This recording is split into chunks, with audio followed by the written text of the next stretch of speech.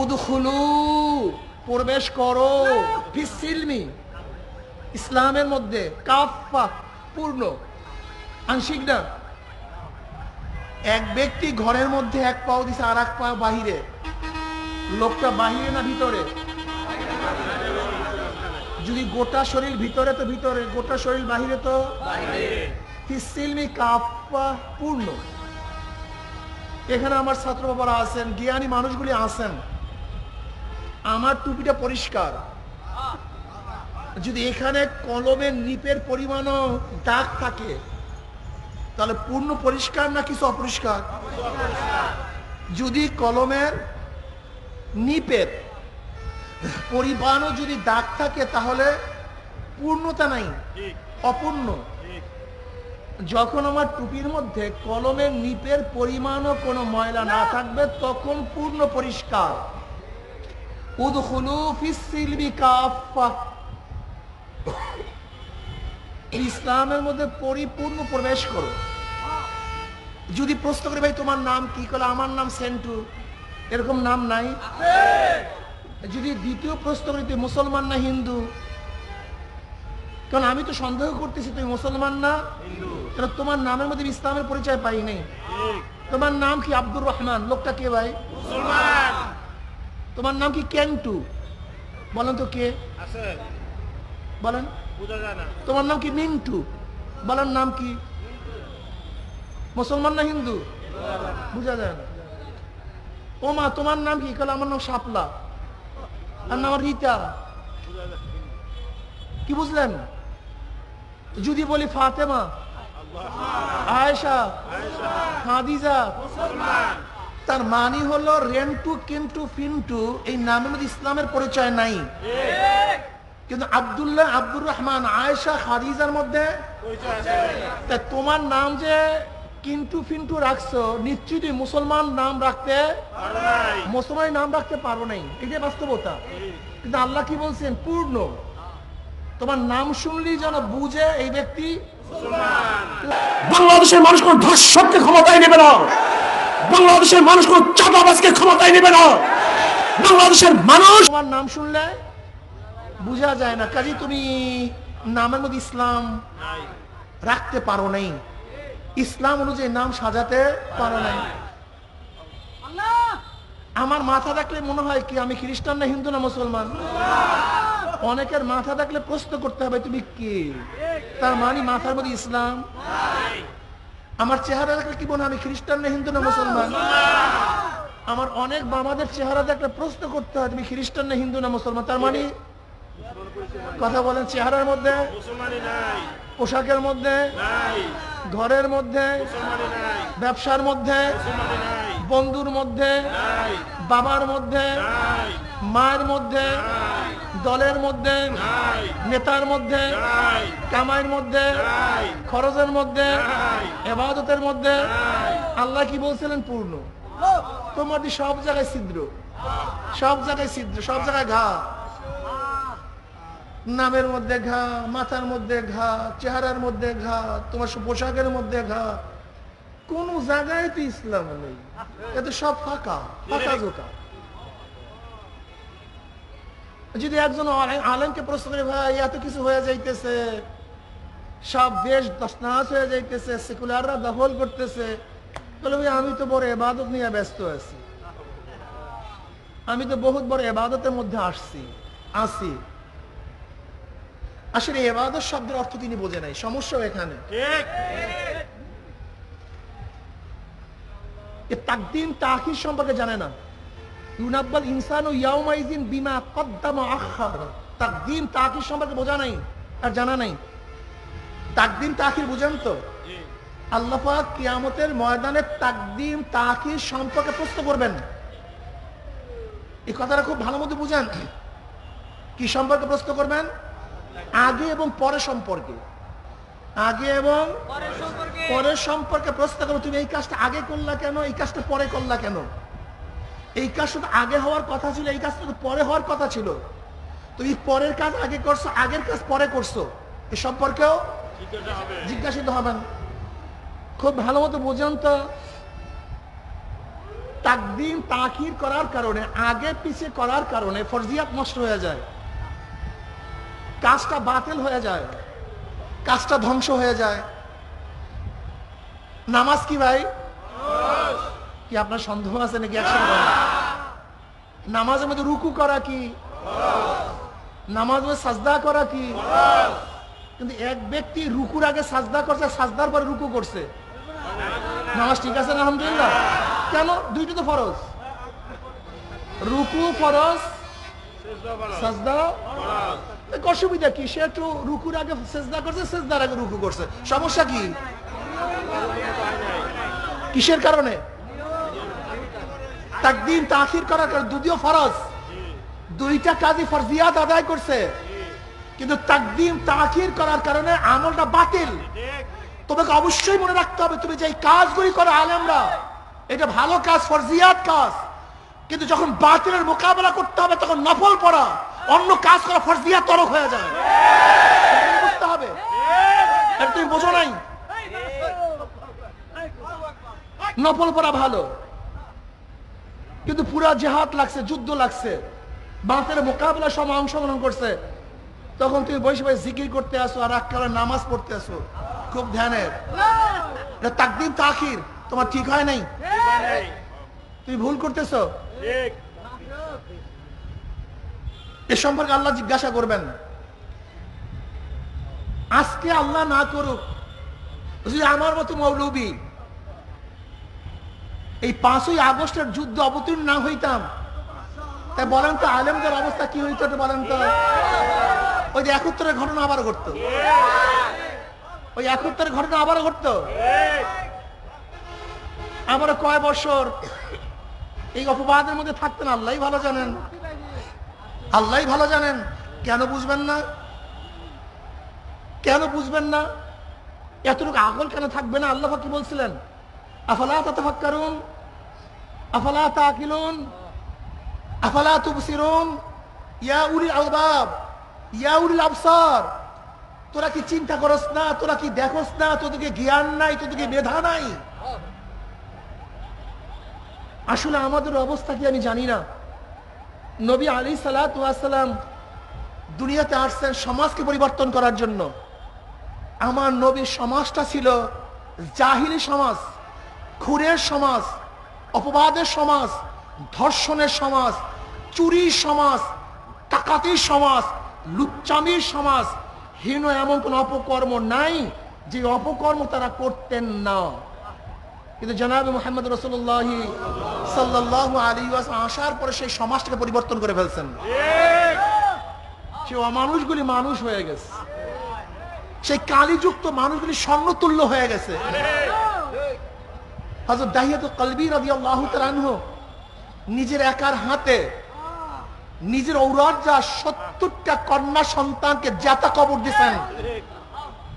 আপনি চিন্তা করতে পারবেন সমাজের অবস্থা কি ছিল। কিন্তু জনাব মুহাম্মদ রাসূলুল্লাহ সাল্লাল্লাহু আলাইহি ওয়াসাল্লাম সোহবতে আসার পরে দাহিয়াতুল কলবীর মান এত উচ্চ পর্যায়ে চলে গেছে, জিবরাইল আলাইহিস সালাতু অধিকাংশ সময় দাহিয়াতুল কলবী রাদিয়াল্লাহু তাআলা আনহুর সূরাত ধরে দুনিয়াতে আসতেন। এর জন্য তো নবী দুনিয়াতে আসছেন। অথচ আমরা আজকে সমাজের ব্যাপারে কোনো খবর রাখি না, আমার যুবক বাবাদের খবর রাখি না। আজকে দেশের মধ্যে মদ, জুয়া, গাঁজা, ফেন্সিডিলে ভরে গেছে, ইয়াবায় তসনাস হয়ে গেছে, কিন্তু আমাদের ওলামায়ে কেরামের সেই চিন্তাও নাই। আজকে চাঁদা চলতেছে, আজকে জুলুম চলতেছে, অত্যাচার অবিচার চলতেছে। সেখানে শুধু কেন কলেজ ইউনিভার্সিটির ছাত্ররা বাধা দিবে, সেখানে মাদ্রাসার ছাত্ররা থাকবে না কেন? এরা আসবে না কেন? এই দায়িত্ব তাদের ছিল, এই কাজটা তো তাদের। এই সমাজকে পরিবর্তন করার দায়িত্ব তাদের, আলেমদের, তোলাবাদের। কেন আসছে না? কেন আসতে পারতেছে না? নিশ্চয়ই কোনো এক জায়গায় গলত আছে, নিশ্চয়ই কোনো এক জায়গায় ভুল আছে। আমার নবী আলাইহিস সালাতু ওয়াস সাহাবায়ে কেরাম রিদওয়ানুল্লাহ আজমাইন যেখানে যাইতেন সেই সমাজটাকে পরিবর্তন করতেন, যেই দেশে যাইতেন সেই দেশটাকে পরিবর্তন করতেন, যে এলাকায় যাইতেন সেই এলাকাটাকে পরিবর্তন করতেন। অথচ আমরা এলাকায় যাই, এলাকার কেউ আমাকে চিনি না, বহুত বড় বুজুর্গ আপনি, আমরা সাতার বুজুর্গ। যদি আপনি কম নিয়ে চিন্তা না করেন, জাতি নিয়ে চিন্তা না করেন, ফালাউলা নাফারা মিন কুল্লি ফিরকাতিন মিনহুম তাইফাতুন লিয়াতাফাক্কাহু ফিদ-দ্বীন ওয়া লিয়ুনযিরু কওমাহুম ইযা রাজাউ ইলাইহিম লাআল্লাহুম ইয়াহযারুন। যে এলাকার থেকে যাবেন, যে কওমের থেকে বের হবেন, সেই কওমে গিয়ে সেই কওমবাসীদেরকে হেদায়েত করবেন, রাহনুমাই করবেন, পথ দেখাবেন, মুক্ত করবেন, জাহিল সমাজ থেকে ইসলামের মধ্যে নিয়ে আসবেন। এর জন্য যে এলেম শিক্ষাকরণ করার জন্য আসছেন। আপনাকে আল্লাহ বলে নাই যেখানে এলেম শিখছো ওখানে বসে দাও। ওয়ালা ইউনযিরু কওমাহুম ইযা রাজাউ ইলাইহিম, কওমের কাছে যাও, কওমকে পথ প্রদর্শন করো, কওমকে ডাকো, কওমের সাথে মেলামেশা করো। অথচ তোমার সাথে কওমের কোনো পরিচয় নেই, তুই বড় আলেম, বহুত বড় মুহাদ্দিস। আজীব, জনাবে মুহাম্মদ রাসূলুল্লাহ সাল্লাল্লাহু আলাইহি ওয়াসাল্লাম হিলফুল ফুজুল কখন করছেন? হিলফুল ফুজুল কি নবুয়তের পরে করছেন? হ্যাঁ, এটা নবুয়তের আগের ঘটনা। কাদের কি করছেন? নবী আলাইহিস সালাতু ওয়াস সালামের নবুয়তের আগে কেউ কি মুসলমান ছিল? কেউ কি মুমিন ছিল? তো হিলফুল ফুজুল সমস্তটা করছেন কাদেরকে নিয়ে? মুশরিকদেরকে নিয়ে, কাফেরদেরকে নিয়ে। কেন করছেন? কোন মুসলমানদের উপর জুলুম হয়েছে তার জন্য করেন নাই। এক বড় গরিব ব্যক্তি, সে মুশরিক, তার উপরে ওই এলাকার ধনীরা জুলুম করার কারণে সে দুঃখের কবিতা বর্ণনা করতেছিল, আবৃত্তি করতেছিল। এইটা দেখার পরে জনাবে মুহাম্মদ রাসূলুল্লাহ সাল্লাল্লাহু আলাইহি ওয়াসাল্লাম ওই বেঈমানদেরকে, জালেমদেরকে প্রতিহত করার জন্য, গরিবকে সাহায্য করার জন্য তিনি হিলফুল ফুজুল করেছিলেন। আপনি কি মুসলিমের মধ্যে রওয়ায়াত দেখেন নাই? নবী আলাইহিস সালাতু বলেছেন, আজও আমার মনে চায় সেরকম হিলফুল ফুজুলের মতো কোনো সাহায্য সংস্থা যদি আসে, আমি তাদের সাথে এখনো কাজ করব। এইভাবে নবী আলাইহিস সালাতু ওয়াসসালাম কথা বলেছেন। আজকে আমাদের মধ্যে সে সমাজ বিপ্লবের চিন্তা আমাদের মধ্যে নাই, নীতি পরিবর্তন করে চিন্তা আমার মধ্যে নাই। এই কারণেই আজকে আলেম ওলামাদেরকে মানুষ শ্রদ্ধা সম্মান করে, কিন্তু নেতা হিসাবে গ্রহণ করে না। আল ইনসান আব্দুল ইহসান, আল ইনসান আব্দুল ইহসান, মানুষ ইহসানের গোলাম, মানুষ ইহসানের গোলাম। আপনি যাকে ইহসান করবেন মানুষ ইহসান ভুলতে পারে না। এর জন্য আমি তোলাবাদেরকে বলবো, ওলামাদেরকে বলবো, এই সমাজ গড়ার চিন্তা করতে হবে। গাঁজা মুক্ত, মদ মুক্ত, ইয়াবা মুক্ত, জুলুম মুক্ত, ধর্ষণ মুক্ত, ইফতিজিং মুক্ত একটা দেশ আমাদের উপহার দিতে হবে ইনশাআল্লাহ। কি রাজি আছেন ইনশাআল্লাহ? প্রিয় ভাইয়ারা আমার, আসুন আমরা দেশকে গড়ার চেষ্টা করি, সুন্দর একটা দেশ গড়ব। ওয়ালা তালবিসুল হাক্কা বিল বাতিল, কিন্তু খবরদার হকের সাথে বাতিলকে মিশ্রণ করা যাবে না। আজ কিন্তু হক বাতিলকে মিশ্রণ করার চক্রান্ত চলতেছে। ভালো ভালো কথা বলে হক এবং বাতিলকে মিশ্রণ করার যে চক্রান্ত চলতেছে, সতর্ক থাকতে হবে। কি থাকতে হবে? যাআল হক ওয়া যাহাকাল বাতিল ইন্নাল বাতিলা কানা যাহুকা। যদি ইনশাআল্লাহ হক নিয়ে সামনে বাড়তে পারি, তাহলে ইনশাআল্লাহ অবশ্যই হক বিজয় হবেই হবে, হবেই হবে ইনশাআল্লাহ। হককে কেউ বাধা দিয়ে আটকিয়ে রাখতে পারবে? কি রাজি আছেন ইনশাআল্লাহ? উদখুলু ফিস সিলমি কাফা, পরিপূর্ণ পরিপূর্ণ ইসলামের মধ্যে প্রবেশ করতে হবে। আংশিক না, আংশিক না, আংশিক না। আল্লাহ পাক কালামে পাকের মধ্যে ফরমান, ওয়ালা তামুতুন্না ইল্লা ওয়া আনতুম মুসলিমুন। খবরদার মুসলমান না হইয়া কেউ মরবা না। এক জায়গায় বলছেন উদখুলু ফিস সিলমি কাফা, পরিপূর্ণ ইসলামের মধ্যে প্রবেশ করো। অন্য জায়গায় ওয়ালা তামুতুন্না ইল্লা ওয়া আনতুম মুসলিমুন, খবরদার মুসলমান না হইয়া কেউ মরবা না। যদি মুসলমান না হইয়া কেউ মারা যাও, মওয়াত ইমানের সাথে হবে না, কবরের মধ্যে নাজাত পাবা না, আযাব শুরু হয়ে যাবে। জনাবে মুহাম্মদ রাসূলুল্লাহ সাল্লাল্লাহু আলাইহি ওয়াসাল্লাম ফরমান, কোন নাফরমানের কবরের দুই পাশের মাটি এত জোরে চাপ মারবে, চাপের চড়ে এক পাঁজরের হাড্ডি আর এক পাঁজরে লাগাইয়া ফলাইবা, আল্লাহ মাফ করিয়া দাও। যদি মুসলমান না হইয়া কিয়ামতের ময়দানে উঠো, আরো সে নিচে জায়গা পাবা না, সূর্যের গরমের নিচে অবস্থান করতে হবে। আল্লাহ মাফ করিয়া দাও।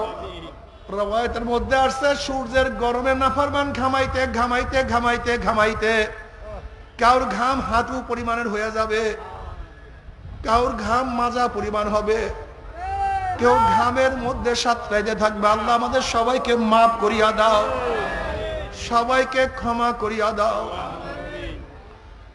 কিয়ামতের ময়দানে যে মুসলমান না হয়ে ওঠো, ইউরাফুল মুজরিমুনা বিসীমাহুম ফায়ুখাযু বিন-নাওয়াসি ওয়াল আকদাম। যেরকম বিজ্ঞ ডাক্তারের কাছে রোগী যাওয়ার সাথে সাথে ডাক্তার রোগীর চেহারা দেখলেই বলতে পারে কোন রোগের জান রোগীর মধ্যে ঢুকছে। যদি কিয়ামতের ময়দানে গুনাহ মাফ না করে ওঠো, ফেরেশতারা নাফরমানদের চেহারা দেখলেই বুঝতে পারবে কোন ধরনের গুনাহ করিয়া নাফরমান কিয়ামতের ময়দানে উঠছে। যারা বেনমাজি নামাজ পড়বে না, তাদের চেহারাটা কিয়ামতের ময়দান আলকাত্তার মতো কালো হয়ে যাবে। এ বেনমাজি বাবারা, তুমি খেয়াল করিয়া দেখো, আজকে দুনিয়ার মধ্যে তোমার চেহারা যতই সুন্দর হোক না কেন, এ আমার মা বোনেরা, তোমার চেহারা যতই আকর্ষণীয় হোক না কেন, যদি নামাজ না পড়িয়া কিয়ামতের ময়দানে উঠো, তোমার চেহারা একেবারে কালো কুৎসিত হয়ে যাবে। আল্লাহ আমাদের সবাইকে নামাজ পড়ার তৌফিক দিয়া দাও। যারা হারাম ভক্ষণ করে কিয়ামতের ময়দানে উঠবে, তাদের চেহারা বিকৃত হয়ে শুয়ারের সুরাত ধারণ করবে। আল্লাহ হারাম থেকে আমাদের সবাইকে বাঁচিয়ে থাকার তৌফিক দিয়া দাও। যারা ঠকবাজি করবে, তাদের চেহারা বান্দরের সুরাত হইয়া যাবে। যারা হিংসা হাসাদ করবে, তাদের চেহারা কুকুরের সুরাত হইয়া যাবে। যারা জাকাত দিবে না, জাকাতের মালগুলি পেটের মধ্যে বড় বড় সাপ হয়ে যাবে। সাপ দুই সোয়ালের মধ্যে শুধু আঘাত করতে থাকবে। আল্লাহ আমাদের সবাইকে ক্ষমা করিয়া দাও, আমাদের সবাইকে মাফ করিয়া দাও। নাফরমান বদমাশ বেঈমানের হাত পায়ের মধ্যে জাহান্নামের শিকল লাগাইয়া টানতে টানতে জাহান্নামের মধ্যে নিক্ষেপ করবে। জনাব মুহাম্মদ রাসূলুল্লাহ সাল্লাল্লাহু আলাইহি ওয়াসাল্লাম সাহাবায়ে কেরাম রিদওয়ানুল্লাহি তাআলা আলাইহিম আজমাইনদের কিনিয়া বসা। হঠাৎ তিনি আওয়াজ পাইলেন। নবী আলাইহিস সালাতু ওয়াস সালাম প্রশ্ন করেন, হে আমার সাহাবারা, জানো কিসের আওয়াজ? সাহাবারা বললেন, আল্লাহ আল্লাহর রাসূলই ভালো জানেন। নবী আলাইহিস সালাতু ওয়াস সালাম বললেন, 70 বছর আগে জাহান্নামের উপর থেকে একটা পাথর নিক্ষেপ করা হয়েছিল।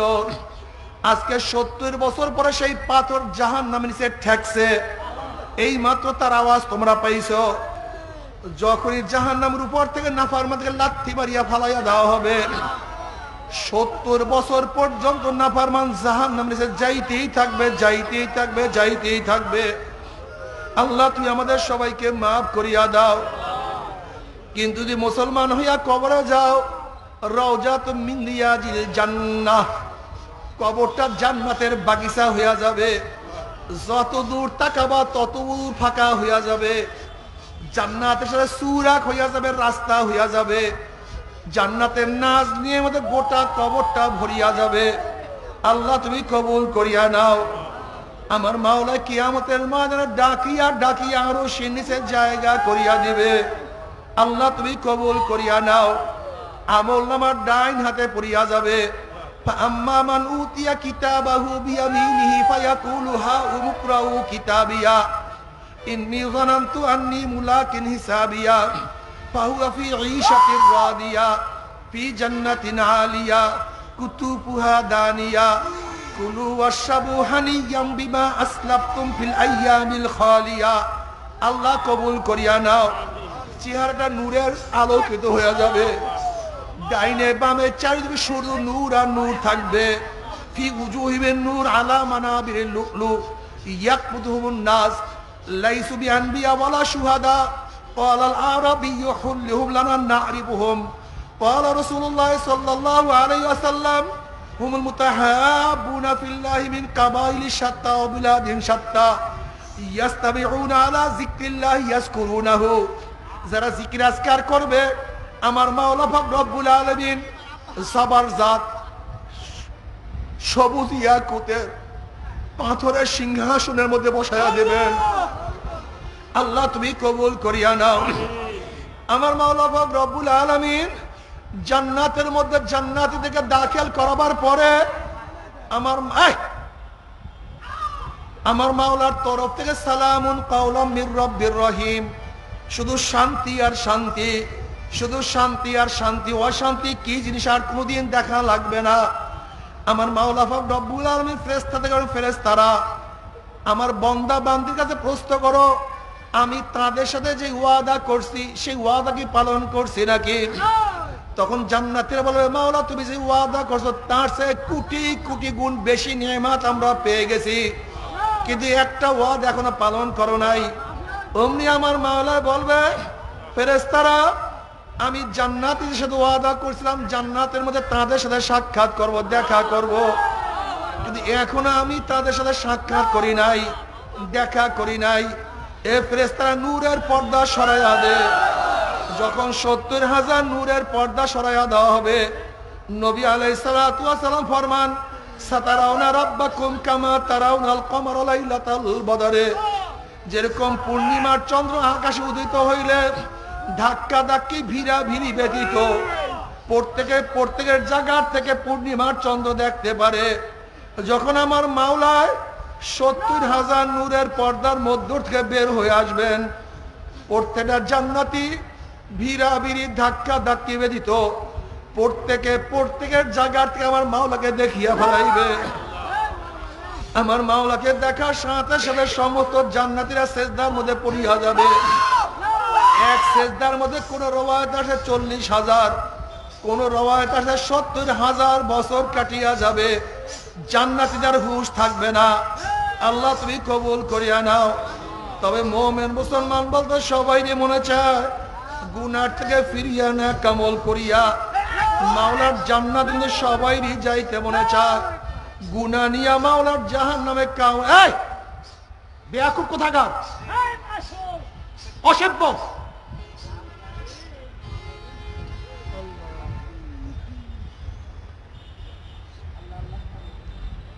এক রওয়ায়াতে আসছে 40,000, অন্য রওয়ায়াতের মধ্যে আসছে 70,000। 70,000 বছর কাটিয়া যাবে, জান্নাতে আর কোনো হুঁশ থাকবে না। এ আমার যুবক বাবারা, আমার মুরব্বী বাবারা, পর্দার মা বোনেরা, দুনিয়ার মধ্যে কয়দিন বাঁচবো? 30 বছর, 40, 50, 60, 70, 80 বছর। আর যদি মাওলাকে একবার দেখিয়া ভালো, সেখানে কাটিয়া যাবে 70,000 বছর। 70,000 বছর।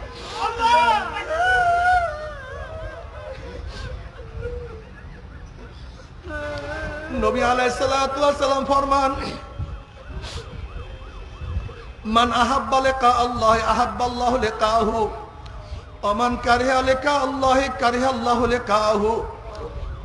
আমার মাওলার সাথে সাক্ষাৎ করাকে পছন্দ করে, আমার মাওলা তাদের সাথে সাক্ষাৎ দেওয়ার জন্য অপেক্ষায় আছে। আমার মাওলার সাথে সাক্ষাৎ করতে চায় না,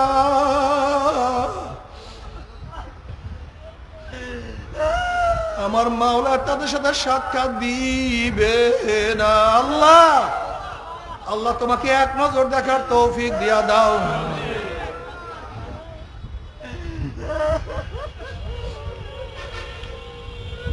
তবে মুমিন মুসলমান বলতে সবাই মনে চায় গুনাহ থেকে ফিরিয়া না কামল করিয়া মাওলার জান্নাত কিন্তু সবাইরই যাইতে মনে চায়।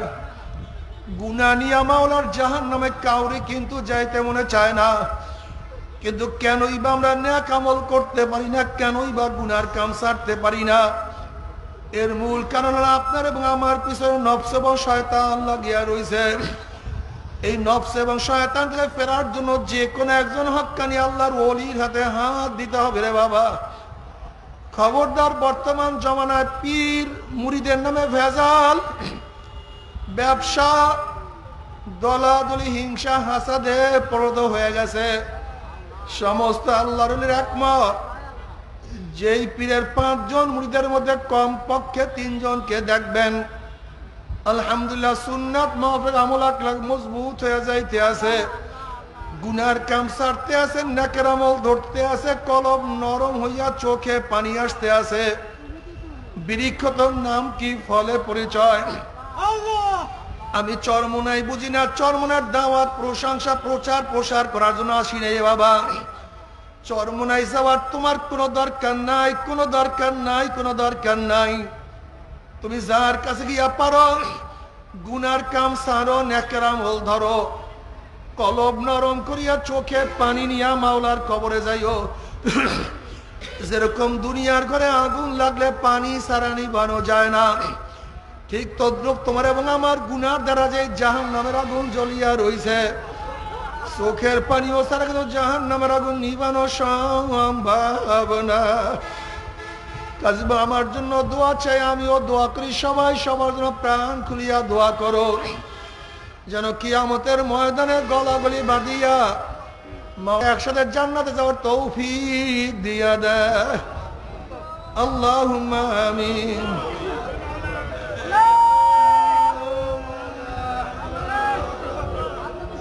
ও আমার পর্দালে মা বোনেরা, 2 হাত তুলিয়া মাওলার ধরে কান্দো আর মাওলার কাছে মাপ চাও। কান্না না সে মনের ভিতরে মন একদিন ঘরের দরজা দিয়ে নতুন বউ হইয়া উঠছে মন। কত মেয়ে লোকের শরবত খাইছে, কত মরবে মাদাস করছে, আবার একদিন ঘরের দুয়ার দিয়ে মরণ আসিয়া বাইর হব। ছেলে কানবে মা মা করে, মেয়ে কানবে মা মা করে। ওরে মান জবাব তোমার দিব না। আল্লাহ আমার যুবক বাবাদেরকে কবুল করিয়া না, আল্লাহ আমার মুরব্বী বাবাদেরকে কবুল করিয়া না, আল্লাহ আমার মা বোনদেরকে কবুল করিয়া না। আল্লাহ আমরা যারা হাত তুললাম জানি না কার মা নাই, বাবা নাই, স্ত্রী নাই, সন্তান নাই, দাদা নাই, দাদু নাই, নানা নাই, নানু নাই। আল্লাহ যত মুমিন মুমিনাত মুজাহিদরা কবরে শুয়ে রয়েছে সবার কবরে আযাবকে মাফ করে দেন। ইয়া আল্লাহ খাস করে আমাদের শায়েখ ও মুর্শিদের কবরকে জান্নাতের বাগিচা বানায় দেন। মা দাদা সহ তামাম দুনিয়ার মাশায়েখদের মাকামকে জান্নাত বুলন্দ করে দেন। আমাদের হলো আমাদেরকে আমরা খাস গোলাম বাদশা কবুল করে নেন। ربنا هب لنا من ازواجنا وذريتنا قرة اعين واجعلنا للمتقين اماما رب ارحمهما كما ربياني صغيرا وصلى الله تعالى على خير خلقه محمد وآله وأصحابه وأزواجه وأتباعه أجمعين وارحمنا معهم برحمتك يا أرحم الراحمين। বসেন, কি উঠছে না? বসেন, এত লাগবে কেন? বসেন।